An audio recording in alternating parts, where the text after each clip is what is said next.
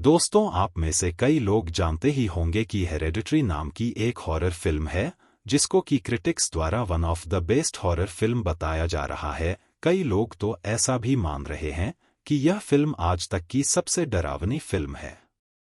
आज इस वीडियो में मैं हेरेडिटरी फिल्म की पूरी स्टोरी आप सभी को बताऊंगा।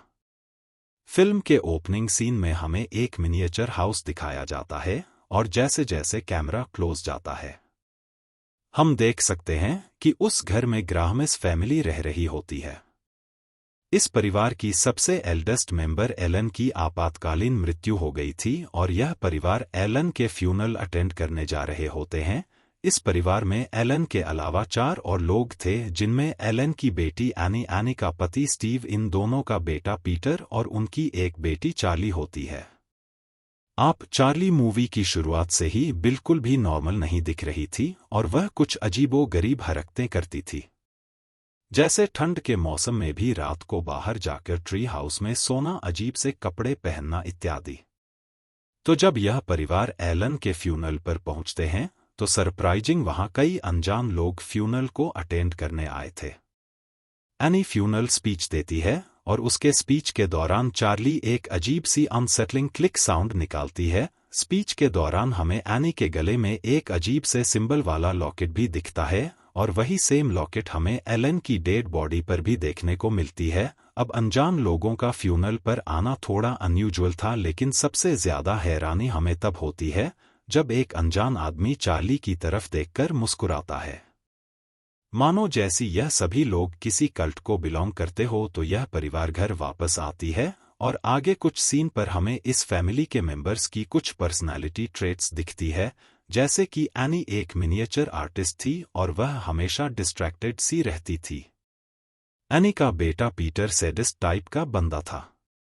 एनी का पति स्टीव इन सब में सबसे नॉर्मल था और इस परिवार की बेटी चार्ली तो बहुत ज्यादा वियर्ड थी। तो आगे के सीन में हम देखते हैं कि चार्ली अपनी माँ एनी से पूछती है कि ग्रैंड माँ की मौत के बाद उसका ख्याल कौन रखेगा। एनी बोलती है कि वह उसका ख्याल रखेगी, लेकिन उस वक्त चार्ली एक अजीब सा सवाल पूछती है कि आपके मरने के बाद मेरा ख्याल कौन रखेगा। एनी थोड़ी घबराती है, लेकिन फिर वह एक झटके से बोलती है कि उसका ख्याल उसका बड़ा भाई पीटर रखेगा। एनी चार्ली को बताती है कि उसकी ग्रैंड माँ सबसे ज्यादा उसी से प्यार करती थी, मतलब इतना प्यार कि उसके जन्म के वक्त वह खुद चार्ली को ब्रेस्ट फीड करती थी और एनी को वह उसके पास तक नहीं आने देती थी। इस बात पर चार्ली बोलती है कि उसकी ग्रैंड माँ एलन को एक लड़का चाहिए था, लेकिन चार्ली तो एक लड़की थी। दोस्तों, इस लाइन के अंदर बहुत ही बड़ी मीनिंग छुपी है, जो कि स्टोरी में आगे जाने पर हमें पता चलेगी। चार्ली को सुलाने के बाद एनी अपनी माँ की बिलोंगिंग्स को देखती है, जहां उसे एक नोट मिलता है। इस नोट में वह एनी से माफी मांगते हुए यह कह रही थी कि उनका सैक्रिफाइस वर्थ होगा और इन सब के बदले उन्हें रिवॉर्ड्स मिलेंगे। यह बहुत ही लॉजिकली क्रिप्टिक मैसेज थी, जो कि इस पॉइंट ऑफ टाइम पर हमें समझ नहीं आती है। आगे हम चार्ली के क्लासरूम का एक सीन देखते हैं, जहां एक पिजन्स क्लासरूम के विंडो से टकराकर मर जाता है। इसके बाद कैमरा उसी क्लास में रखे एक कैची की तरफ फोकस करता है और ठीक अगले सीन में हम चार्ली को उस डेड बर्ड की इस कैंची से गला काटते हुए देखते हैं। चार्ली उसके सर को अपने पॉकेट में रख लेती है और वहां हम एक औरत को रोड के उस पार चार्ली की तरफ देखते हुए पाते हैं।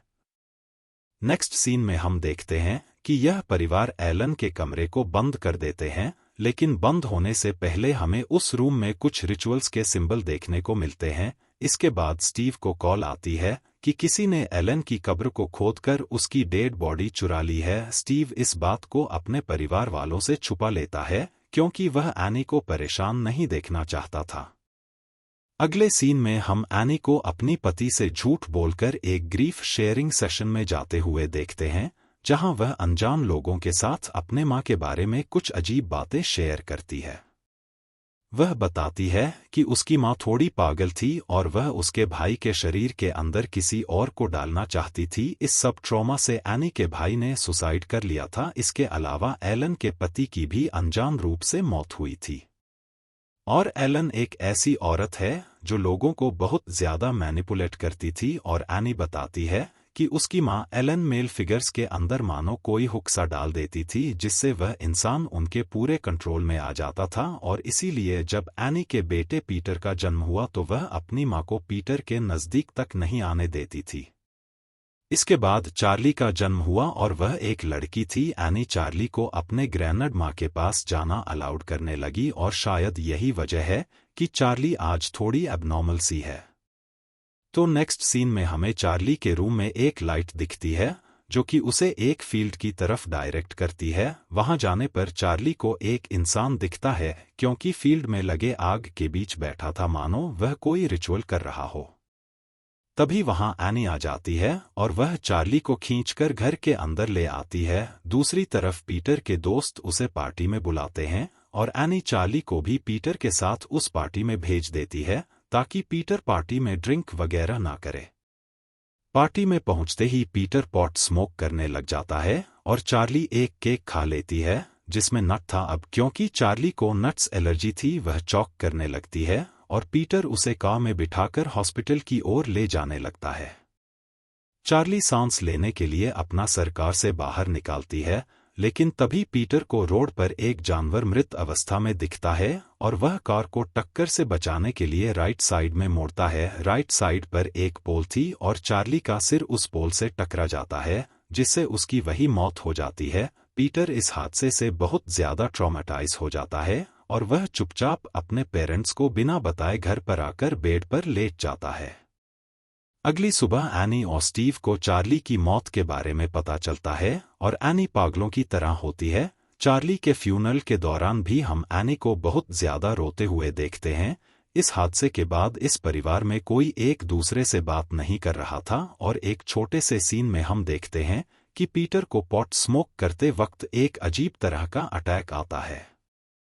अब एनी एक बार फिर से ग्रीव शेयरिंग सेशन जाने की सोचती है, लेकिन उसे उस सेशन में जाने की हिम्मत नहीं होती है। वह अपनी कार से जाने ही वाली होती है कि उसे एक जुआना नाम की औरत मिलती है। जुआना बताती है कि उसके भी सन और ग्रैंडसन की पानी में डूबकर हाल में ही मृत्यु हुई है और वह एनी को इस सब में से निकलने में मदद कर सकती है। ऐसा बोलकर वह एनी को अपना एड्रेस देती है।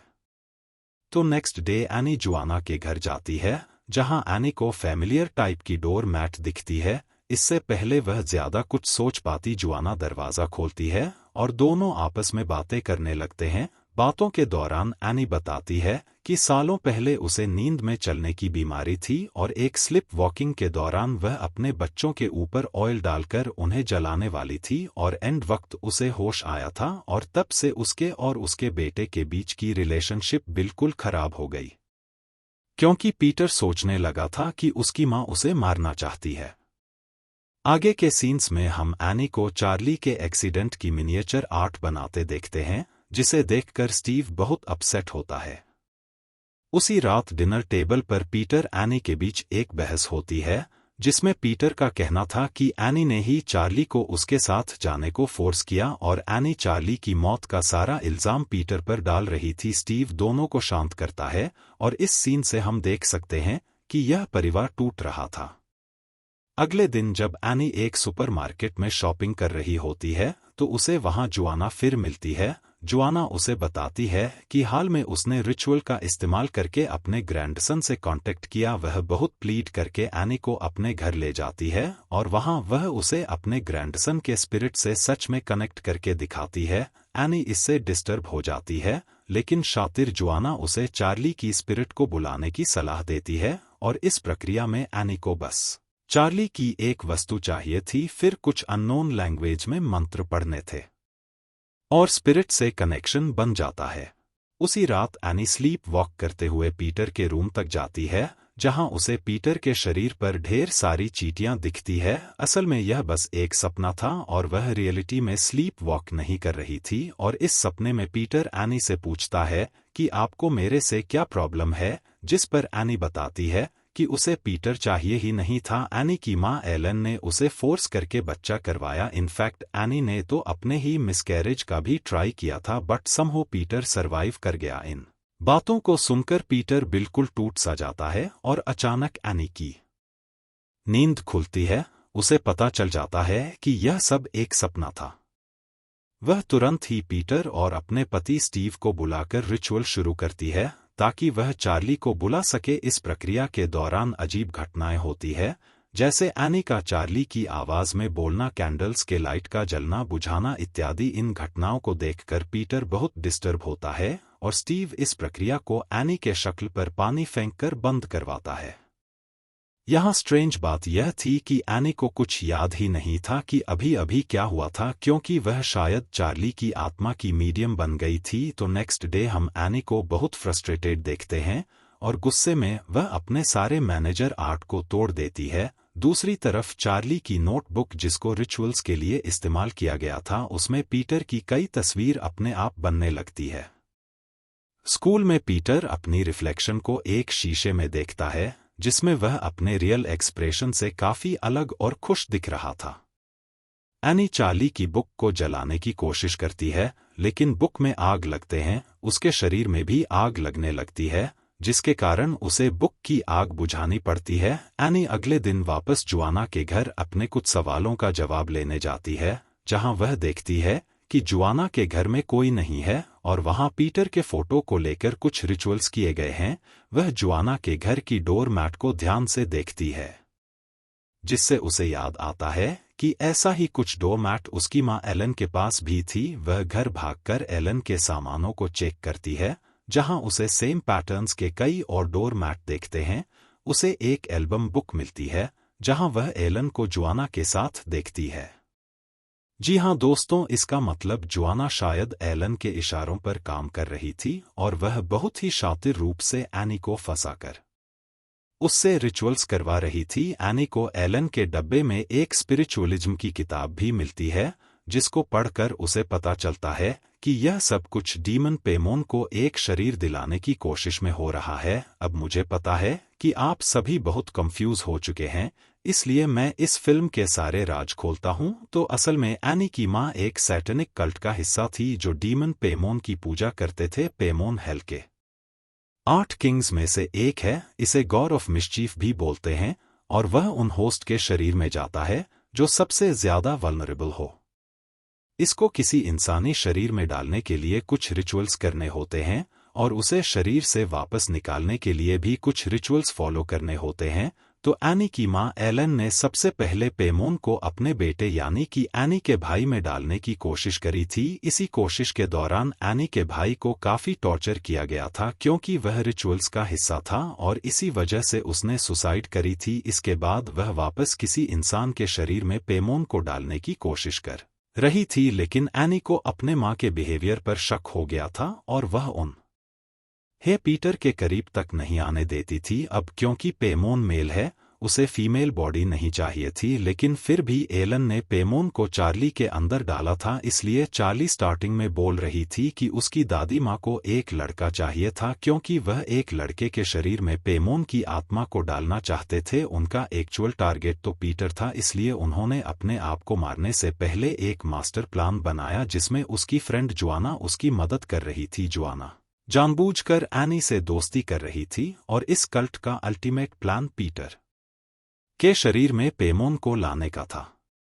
यह सारी बातों को जानने के बाद एनी अपने घर की एटिक को चेक करती है, जहां उसे उसकी मां का सड़ा हुआ शरीर भी मिलता है और उस शरीर में सिर भी नहीं था। अब आपको याद होगा कि एलन की बॉडी चोरी हो गई थी, तो जिन लोगों ने उस बॉडी को चोरी किया, कल्ट वाले लोगों ने, उन्होंने इस बॉडी को एटिक में सर काट कर डाल दिया था, क्योंकि डिहेडिंग करना रिचुअल की एक प्रक्रिया थी। ऊपर सीलिंग पर खून से पेमोन का सिंबल बना था और धीरे धीरे हम यह भी नोटिस करते हैं कि इस घर में तकरीबन हर एक सामान में पेमोन का सिंबल था, जैसे लॉकेट, बेड, डोर मैट इत्यादि। दूसरी तरफ स्कूल में पीटर को वाली आवाज सुनाई देती है और उसका शरीर मानो अकड़ सा जाता है। वह अपने फेस को डेस्क पर जोर से पटकता है, जिससे उसकी नाक टूट जाती है और क्लास के सारे लोग इस दृश्य को देखकर एकदम से डर जाते हैं। पीटर के पिता उसे घर लाते हैं, जहां एनी भी पीटर के टूटे नाक को देखकर घबरा जाती है।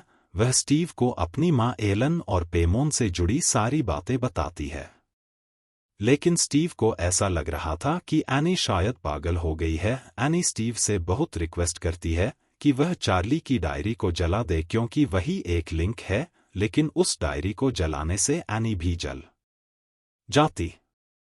स्टीव इनकार करता है और एनी झटके से खुद इस डायरी को आग में फेंक देती है। डायरी में आग लगते ही हम देखते हैं कि एनी के शरीर में आग लगने की बजाय स्टीव के शरीर में आग लग जाती है और वह जलकर वहीं मर जाता है। इसका मतलब रिचुअल के दौरान सिर्फ एनी ही नहीं बल्कि स्टीव भी उस डायरी से कनेक्ट हो गया था। उधर पीटर को होश आता है और वह अपने पिता के जले शरीर को देखकर बहुत अपसेट होता है, लेकिन तभी उसकी मां एनी उसे मारने के लिए पागलों की तरह दौड़ती है। एनी भी पेमोन द्वारा पोजेस हो चुकी थी और पीटर भागकर एटिक में जाता है। बाहर एनी पागलों की तरह अपना सिर दीवार पर पटकती है। एटिक के अंदर पीटर को भी एलन की सड़ी बॉडी दिखती है और अचानक ऊपर उसे अपनी मां खुद का गला काटते हुए दिखती है।